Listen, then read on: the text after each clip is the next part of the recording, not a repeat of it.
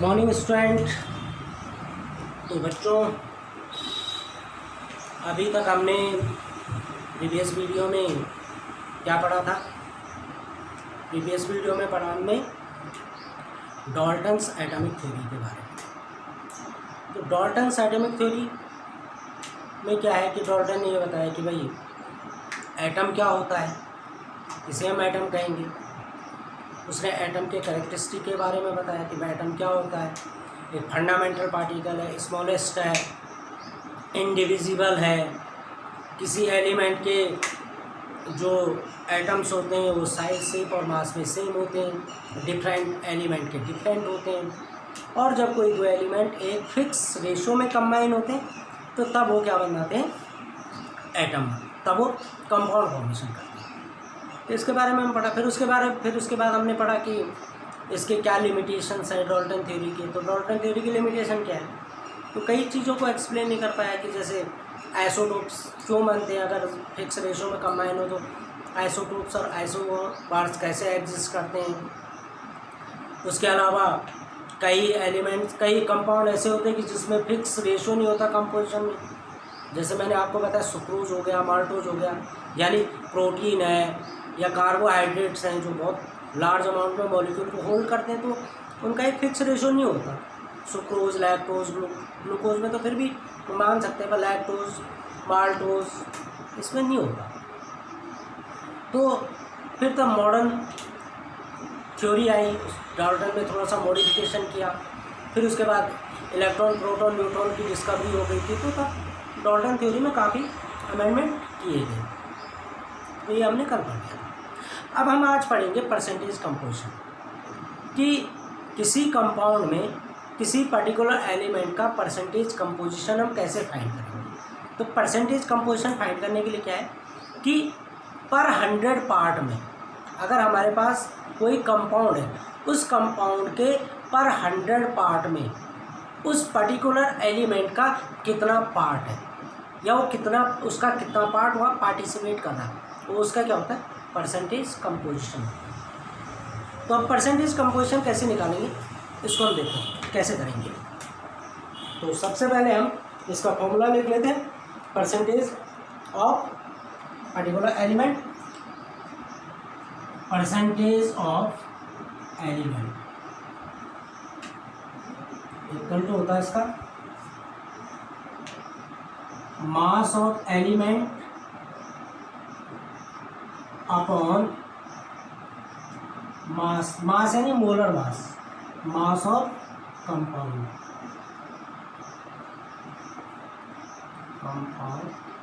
Into 100। कितने से multiply कर लेते हैं परसेंटेज की? 100 से। तो परसेंटेज ऑफ एलिमेंट क्या होगा? मास of element upon mass of compound into 100। मास का मतलब मोलर मास। अगर हमें मास गिवन नहीं है तो हम क्या लेंगे? इसका मोलर मास लेंगे। मास गिवन है तो तब वो गिवन मास हो जाएगा। अब जैसे सपोज हमारे पास एक कंपोनेंट है, ये कंपोनेंट ले लिया हमने, सपोज MgCl। क्या ले लें? MgCl तो MgSO4 ले लेते हैं। तो एक क्वेश्चन ले लेते हैं, calculate the percentage composition, calculate the percentage composition of all elements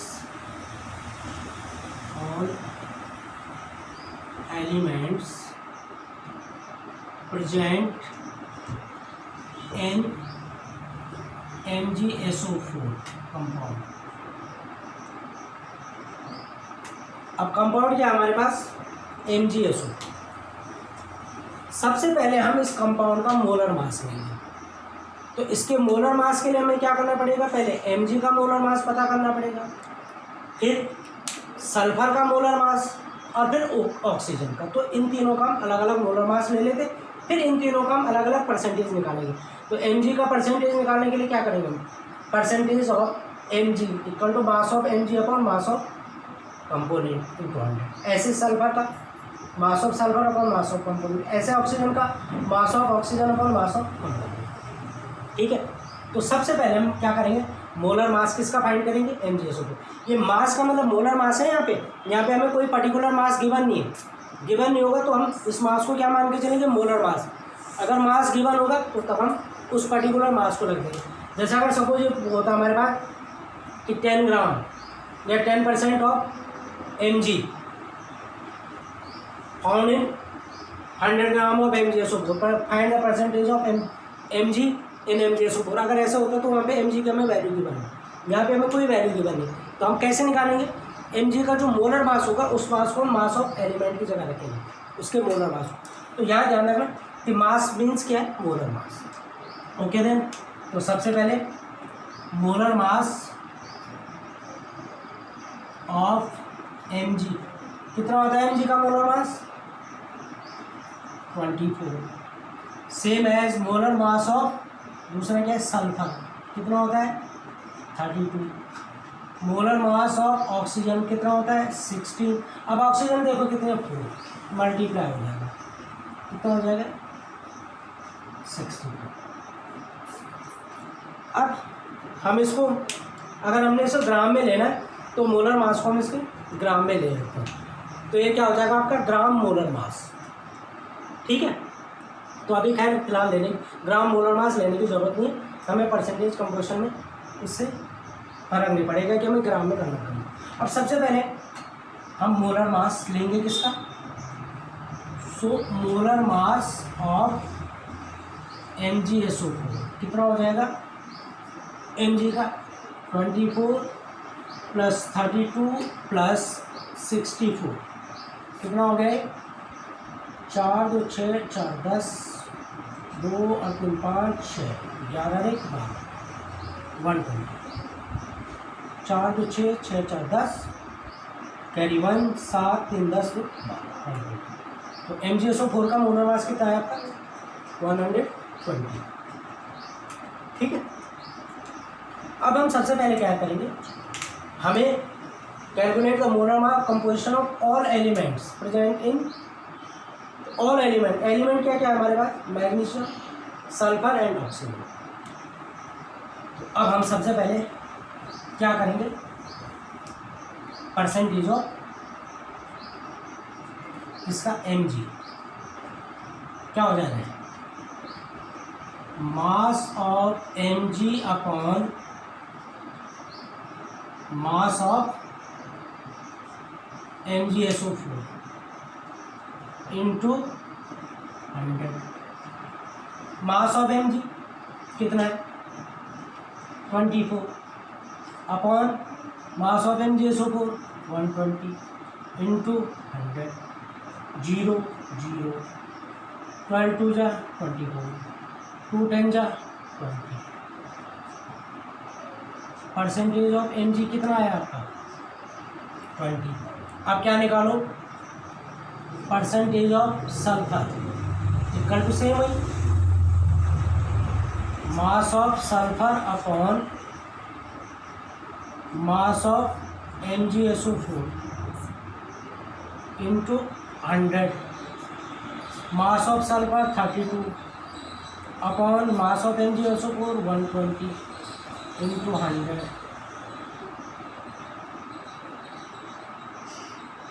0 cancel 0 cancel करता है 4 3 जा 12 4 8 जा 32 कितना हो गया 80/3 दैट इज 3 2 जा 6 कितना बचा 220 3 6 जा 18.6 यानी हम क्या लिख सकते हैं 26.67। अब देखो टोटल परसेंटेज कितना होता है, टोटल परसेंटेज होता है 100। टोटल परसेंटेज कितना होता है 100। अब 100 में देखो हमें Mg मिल गया, हमें क्या मिल गया सल्फर मिल गया। ठीक है, ये Mg का परसेंटेज, ये सल्फर का परसेंटेज। अब हम क्या करते हैं, ऑक्सीजन का परसेंटेज अब ऐसे निकालने की ज़रूरत नहीं। क्या करेंगे हम Mg और इसके परसेंटेज को ऐड कर देंगे और उसे 100 से माइनस कर देंगे तो हमें ऑक्सीजन का परसेंटेज मिल जाएगा। तो ऑक्सीजन का परसेंटेज आप ऐसे भी निकाल सकते हैं, और अगर बाय द वे ऐसे नहीं निकाल रहे तो आप सीधे सीधे क्या कर लें, इसको 100 से माइनस करें। तो 100 से माइनस करेंगे तो क्या हो जाएगा, परसेंटेज ऑफ ऑक्सीजन कितना हो जाएगा, परसेंटेज ऑफ ऑक्सीजन क्या हो जाएगा आपका 100 minus 20 plus 26.7, so that is 100 minus कितना हो जाएगा 0.7, 4 कितना हो जाएगा 0.3, ये हो जाएगा आपका 10, 9 से 6 को माइनस किया कितना हो जाएगा 3 और 9 53.3%। तो percentage of oxygen that is 53.3%। ये हो गया आपकी percentage of oxygen,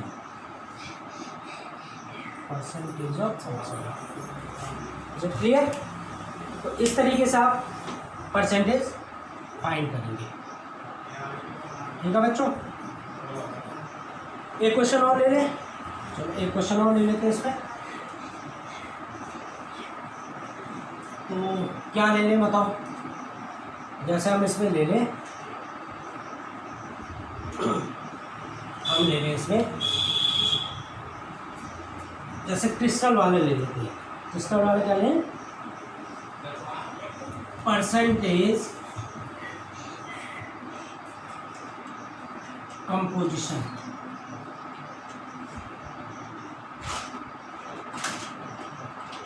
of all element in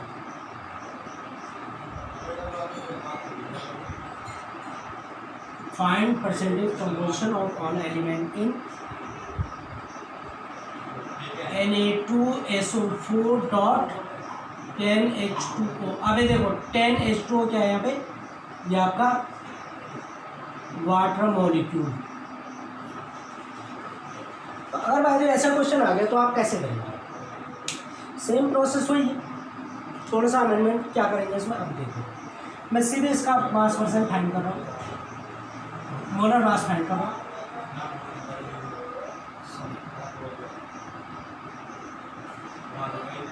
molar mass of Na2SO4 dot 10H2O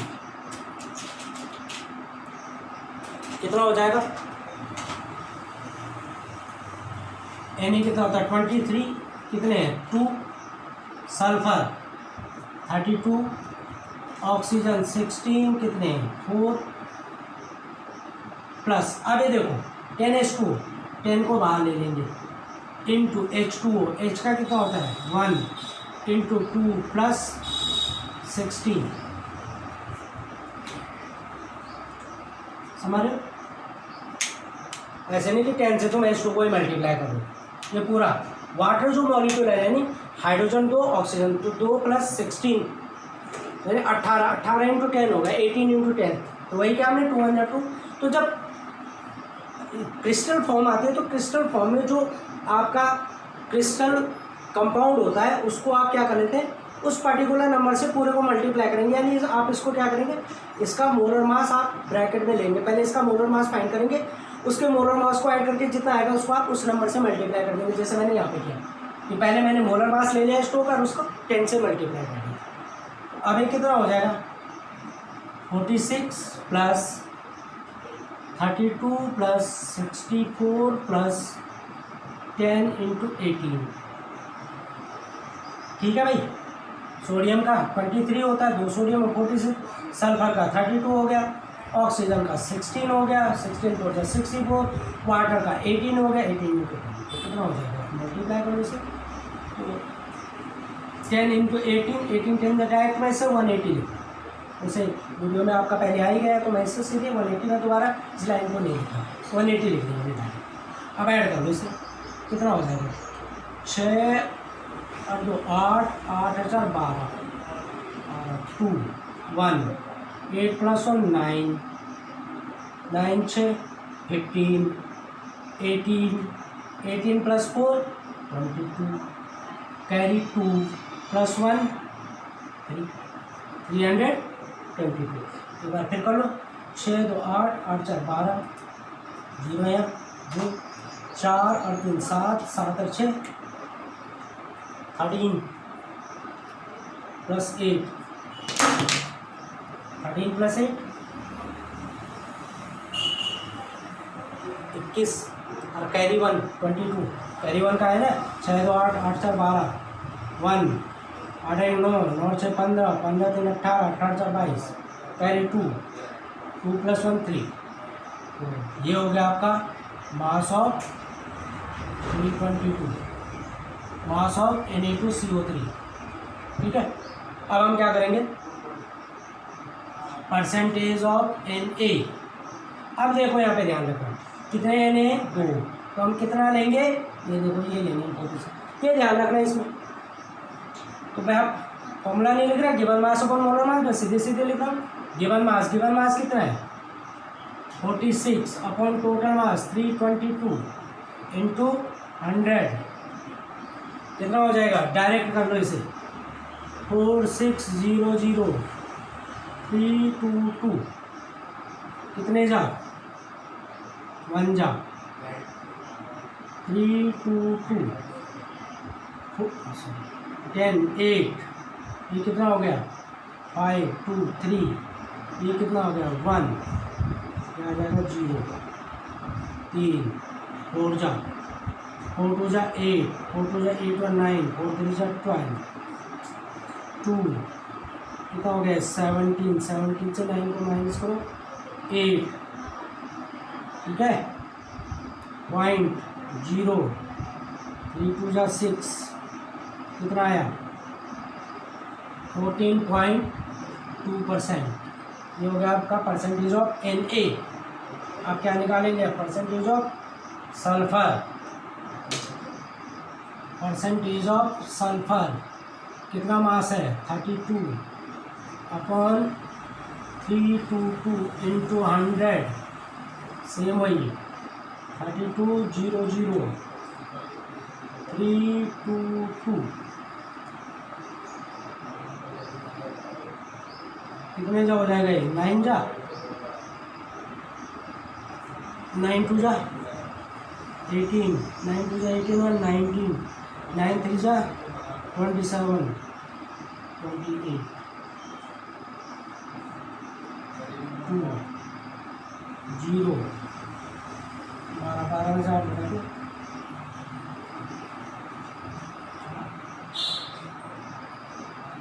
sorry 11 में से 8 बटा 3, सॉरी 3.0 कितने जा 9 जा कितना आ रहा 9.9%। अब किसका निकालेंगे हम, ऑक्सीजन का। अब देखो ऑक्सीजन का परसेंटेज ऑफ ऑक्सीजन कितना, ऑक्सीजन ये देखो कितना है 64 अपॉन 322 इंटू 100, 322 डिवाइडेड बाय 6400 कितना हो जाएगा, ये हो जाएगा ये हो जाएगा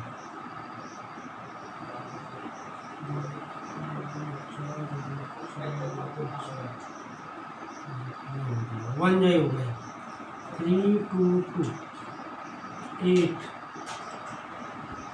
1 3 0 9 जा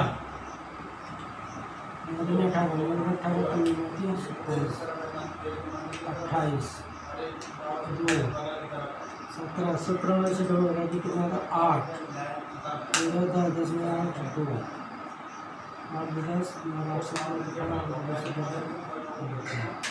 पॉइंट 0 2820 8 जा बल्कि समथिंग 9 नहीं करो इसे 2882 है ना, 2898 समथिंग 9 का राउंड फिगर में 9 जा रही है, तो कितना है 19.9%। अब मैंने तुम्हें क्या बताया, वाटर रहेगा ना, वाटर मॉलिक्यूल, तो वाटर मॉलिक्यूल को तुम सीधे सीधे क्या करोगे, परसेंटेज ऑफ 180/322 × 100 पूरा का पूरा लिखोगे, 10 × H2 कितना 180। नहीं करे तो मास ऑफ सोडियम, सल्फर और ऑक्सीजन, इन तीनों को ऐड करके 100 से माइनस कर दो। 100 से माइनस करके जितना आएगा वो आपका क्या हो जाएगा, परसेंटेज ऑफ वाटर। ये वाटर क्या है, क्रिस्टल है, वाटर क्रिस्टल। ये वाटर मॉलिक्यूल क्या होता है, क्रिस्टलाइन होता है, क्रिस्टल ऑन क्रिस्टल। तो वाटर का कितना हो जाएगा ये 100 माइनस कितना आया था इसका, जितना भी मास आया वो कितना आया था इसका, चलो अब यहाँ मैंने मिटा दिया है, मैं इसका सीधे वैसे कर रहा हूँ। तुम लोग क्या करोगे, इनको तीनों को ऐड करके इसको ऐड करके 100 से माइनस कर दूँगा। मैं इसको ऐसे कर रहा हूँ 180/322 × 100, 180/00322 कितने जा हो जाएगा,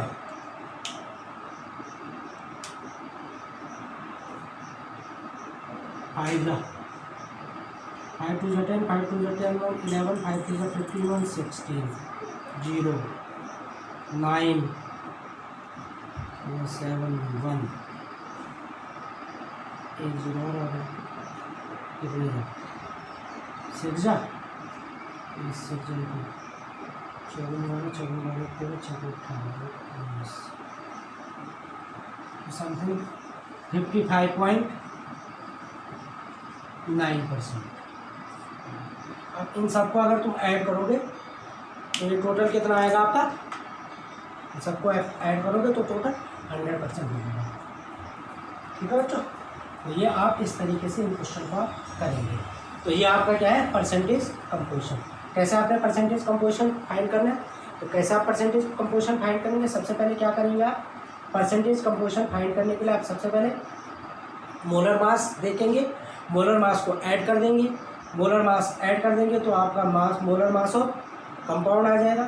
तो जब आप molar mass of compound find कर देंगे उसके बाद आप क्या करेंगे, जिस पर्टिकुलर एलिमेंट का आपको मास निकालना हो, मास परसेंट फाइंड करना हो, तो mass percent of element suppose हमने जैसे यहाँ पे निकाला है, mass percent of element X equal to क्या हो जाएगा, मास ऑफ एक्स जो उसका मोलर मास है upon mass of component into 100। तो इस तरीके से आप क्या करेंगे, इसको सॉल्व करेंगे और सॉल्व करने के बाद आपके पास मास परसेंटेज फाइंड हो जाएगा।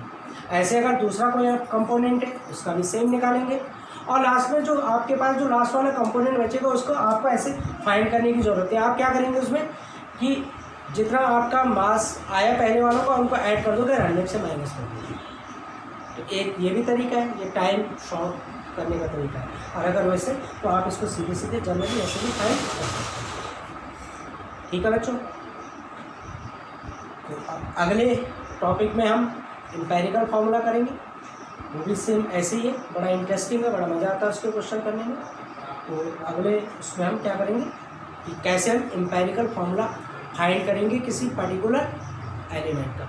और एक चीज़ खास और ध्यान देना कि बेटे इन वीडियोज़ को रेगुलरली देखो, ढंग से देखो, जहाँ कोई प्रॉब्लम है तो उसको पूछो, जो नहीं आता उसे आप टेलीफोनिकली आप कांटेक्ट कर सकते हैं या आप थ्रू व्हाट्सएप अपनी प्रॉब्लम भेज सकते हैं, लेकिन आप इनको कंटिन्यूसली देखो और उसे फॉलो करो। इसके साथ साथ ये जो क्वेश्चंस है या जो हम आप लोगों को जो क्वेश्चंस दे रहे हैं इनको अपनी फेयर कॉपी में आप पर्टिकुलर करेंगे। ये मैंने आपको कल भी बताया था, फिर आज दोबारा बता रहा हूँ, इसको आप पर्टिकुलर आप अपने फेयर कॉपी में कंटिन्यू करते रहेंगे, नहीं तो बाद में आपके लिए ही वर्डन होना है। तो आप इनको अभी कंटिन्यूसली क्या करेंगे, फेयर कॉपी में करेंगे। ठीक है बच्चों, ओके देन गुड बाय।